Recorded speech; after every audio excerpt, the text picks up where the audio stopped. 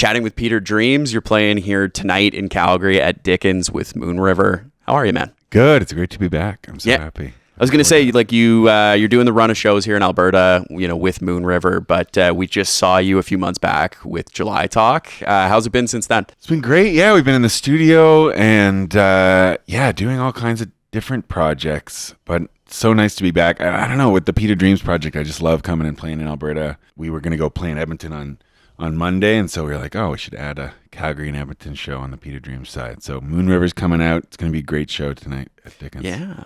Let's talk about the new record, which dropped a couple of months ago. You've said before, I did a little bit of a social media deep dive, that this record kind of came out of a want to record after finding out that you were going to become a parent. Were these songs that like you were holding back potentially, or kind of had demoed, or was it something like an instant snap of like, wow, I should make tunes with this like creative inspiration I've got? You know what? The plan was to use a bunch of songs that I'd had around, and a few of those made the record, but really like a creative explosion kind of happened when I started. I don't know, when the due date came around pretty close. Like a due date for a baby's arrival feels sometimes a bit like a deadline. Yeah. And sometimes it feels as if you kind of have to become the best version of yourself before this little one shows up so that you can be kind of a dependable figure for him. And so as a result, I think I just ended up writing so much about this sort of in this introspective time as we were waiting. And so it became a really personal record, kind of reckoning with my past and a lot of like, I don't know, bad habits that I'd accrued over time on the road. 15 years on the road will do that. And I really am so happy that I had the ability and that output, because I really kind of needed it at that moment. And I'm proud of the record. I really like it. Yeah, it really is, kind of like a dive into your emotions at the time. When you go into writing sessions and stuff for July Talk versus like when you sat down and wrote this record, did it feel completely different in a way? Yeah, I mean, we've been writing and recording quite a bit for July Talk as of late. And with July Talk, it feels as if you're just part of something quite special. Like we, the 5 of us and now 6 of us, we're all have just a huge amount of mutual respect. And we all bring such different things to the table. And so I feel like I'm more a part of a team. And, songs, from our catalog, when I look at them, like they just couldn't exist without all of our input. And so it's a different feeling. It's almost like you're getting together to make a film or something that's a bit more collaborative. Whereas the Peter Dreams thing, it felt like I was kind of trying to get things off my chest, and carry less around, I guess. I don't know if anybody out there can relate, but when you're expecting such a massive shift in your life, you don't want to be carrying any burden. You want to just be available and free. And so I think that this was just an opportunity to kind of let some of that free, some of those feelings free. Totally.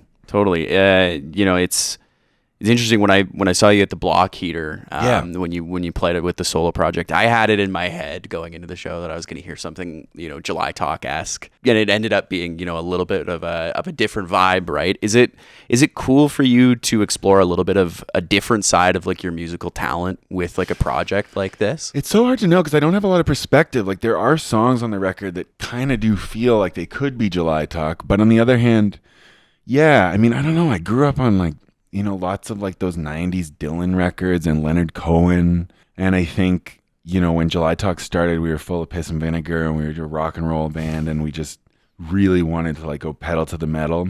And I think we still do. We still love that kind of music. But I think, with this project, it was fun to like just be a bit more thoughtful, maybe more patient. I think there's a lot of power in silence. I really love watching performers that leave space on the table when you watch certain, singers that are able to kind of use tension and use those as a power on stage and eye contact and these sort of things. And so I guess I probably learned that from July Talk, but it's a new way to exercise that muscle. And the show is crazy. Like MOONRIIVR, the band that's backing me, is like just an unbelievable group of musicians. And so it's a hell of a show. I'm quite excited about it. Going through and getting to record with them as well, getting the opportunity to record with a different group. Was that a cool experience for you as well? Because you had how many July Talk records now, right? You can kind of change it up a bit. Yeah. And I think that all of the July Talk members were kind of off doing that, you know. reaching out into new creative collaborations and working with Gavin and James, who are the two guys that make up kind of the core of Moon River. They're incredible songwriters. Gavin had a project called Wooden Sky beforehand.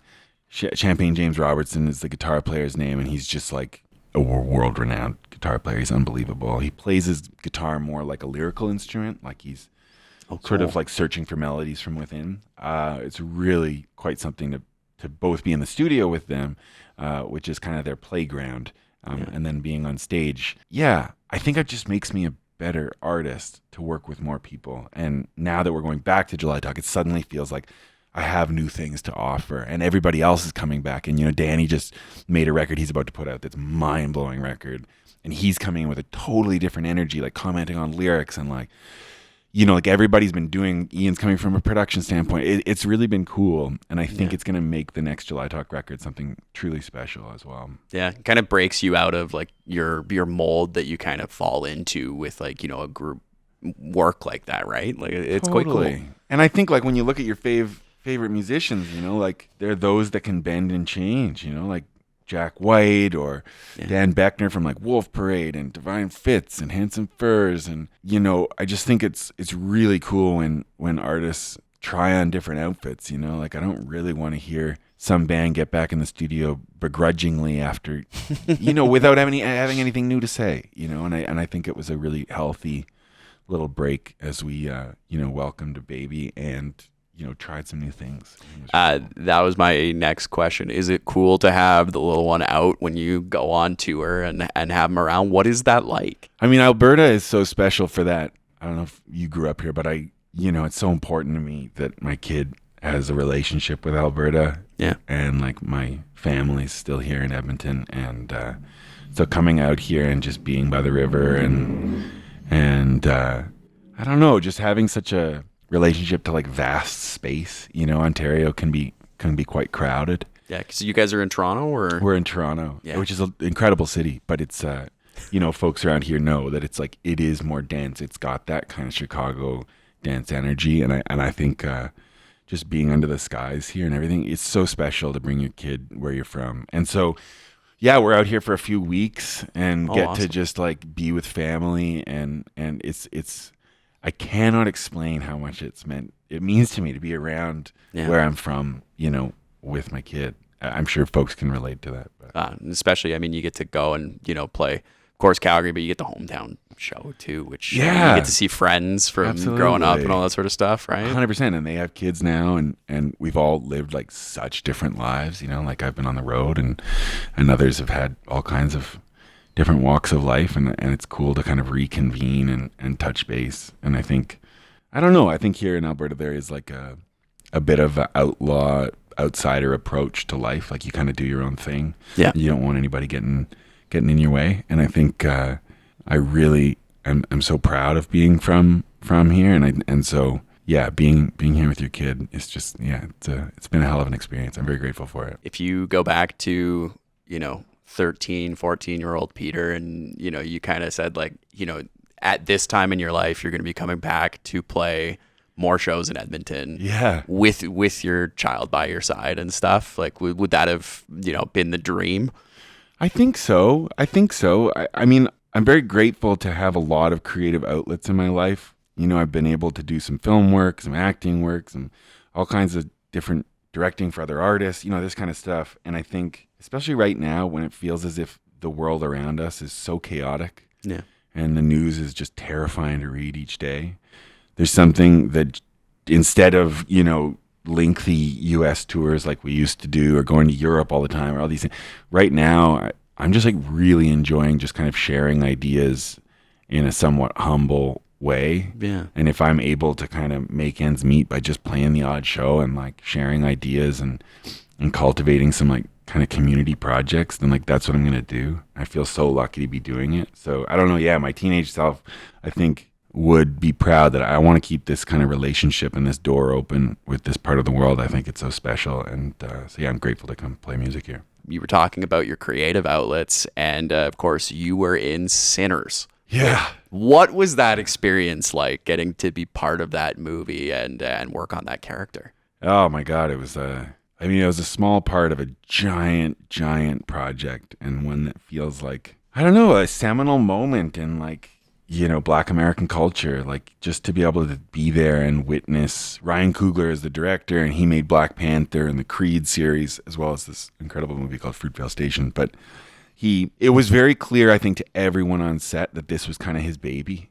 Yeah. And this was his moment where he'd paid his dues, done these huge budget movies, and made a bunch of money for the studios and whatever. And now they were saying, you go do you, And so it was really special. Everyone on set, I think, was just showing up for him. And I was very grateful to be there as a musician. They cast a bunch of musicians in the movie because they wanted us to perform live on screen. And, you're just trying to contribute to his vision. And everyone was a part of it. Michael B. Jordan was an absolute class act, like so lovely to be around and talented. And he's done some of my favorite work. He started on Sopranos and The Wire, and all of that, and just to see how humble he was really grounding. I can remember, like, because I went to see it, I saw that you were in it, and I was like, well, I was kind of like leaning towards it, but I was like, I gotta go see it now.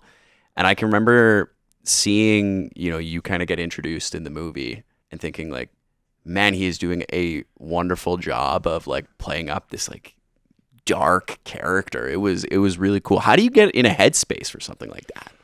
Oh man, I don't know. I mean, I guess I've been on set since I was like a teenager, and I love being on set. And generally, how set works is like you workshop a scene and you try to create an atmosphere where like all ideas are good ideas, and there's an open atmosphere of collaboration. So you just kind of make adjustments. I think with this character in particular, it was a period project in some ways, a kind of time traveling project. But, in like, the 30s in the South and the Jim Crow era, and I'm playing a white guy. And, in a lot of movies, that would be, the most evil character in it. And in some ways I am, but in other ways, I think in Coogler films, he really wants to pick apart his villains and understand why they are the way they are. Yeah. And so he was really invested in trying to bring some depth to those characters while still staying true to the oppression and the truth of that era.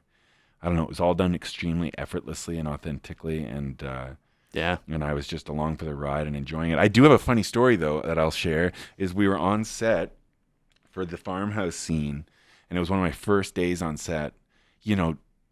500 people in the middle of a Louisiana field, sugar plantation field.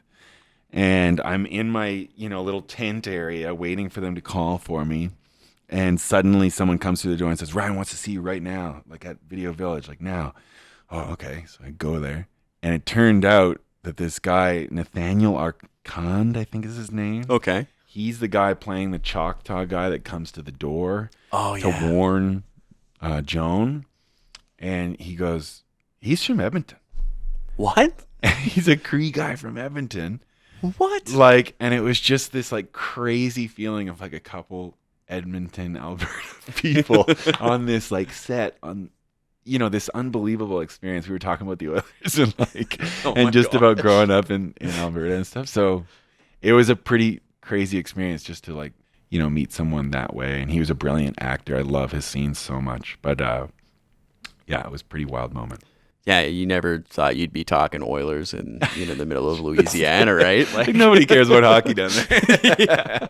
I would bet that half the population probably doesn't even really know all that much about hockey. So, totally. With like the process for creating some of the songs, which you tease that you may or may not dive into on these couple of Alberta shows, what is the process like with something like that? Do you assist in any sort of writing, or is it kind of something that's like, this is the track we want you to play for the movie? Well, this one was all steeped in the history. So the two songs that I did on the soundtrack were Pick Poor Robin Clean and Will You Go Lassie Go. Yeah. Which are from very different, histories. But essentially, the composer of the film is this guy, Ludwig Göransson. Yeah. He's done, Tenet and Oppenheimer and Black Panther movies. Brilliant. Probably one of the best composers in the world. He's just an unbelievably talented guy. and his wife, her name's Serena Goranson, and she is a savant on the violin. She played all the violin on Oppenheimer, but she's also a music historian. So she was kind of like taking on this real burden of figuring out how to do this authentically to the time and the music around the movie. Well, the movie is a kind of a love letter to blues music. So It really is. Yeah. as a result, she did have these binders of context. So when you'd show up in the studio, we would listen to various versions of each of those songs. Now both of those songs go back over 100 years, you know. And there was different versions. Geeshie Wiley's version, Luke Jordan's version, I believe his name was, you know, of Pick Poor Robin Clean. We were listening to the various versions and then listening to the old school recording techniques and trying to find a way to not make it sound glossy and new, but also people have never heard that era of music in a hi-fi recording quality way. You know, all the recordings of that time are pretty brutal, you know, in terms of just the technology that was available. So as a result, it was, you know, we'd record a dozen versions and then, you know, they would listen with Ryan and they would kind of make a call. And sometimes like the night before we'd play it live on set, we'd get a text being like, it's this version. This is the one you should be playing tomorrow.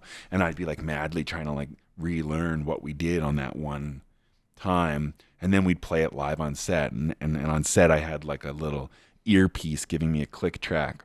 Oh, cool. And I would play guitar and sing.